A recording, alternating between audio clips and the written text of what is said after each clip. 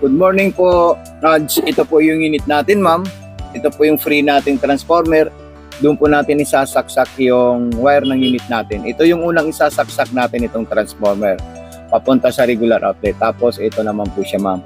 Anyway, thank you nga sa pag-check out sa Matos Sewing Machine sa my live natin sa TikTok. Okay, ito po yung tamang pagkakabit ng sinulid sa itaas po, ma'am. Mayroon po siyang number 1, 2, 3, 4. Ayan. So, ganyan lang po siya. Napaka-solid at napaka-astig. Ma'am, kapag dumating ito, ma'am, kailangan nyo po, ma'am, i-double check itong unit natin para po makita natin.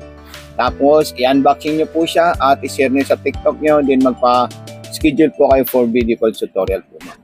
Okay, ma'am. So, ito, nasa street line po tayo na letter C. Pwede po yan sa maong, pwede rin po sa cortina. So, napaka-smooth at napakasarap gamitin po siya, ma'am. Tapos, kung gusto niyo naman po ng iba't ibang klaseng design po, ma'am, ayan, dyan lang po natin siya ilalagay, ha. Kasi meron po siyang D at saka E at saka F.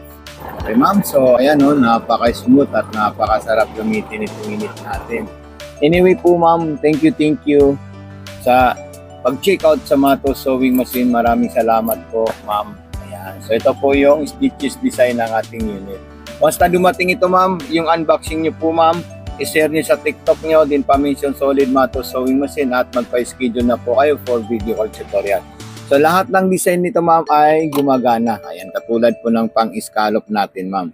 Subukan natin yung scallop natin. Ayan. So napaka-solid at napaka-smooth po yan, ma'am. Okay, ma'am. So ayan na po siya. Tanggalin natin, pakita natin sa iyo yung pinakamahusay na unit natin, ma'am. So thank you po, ma'am. God bless and more power po. Bye po, ma'am.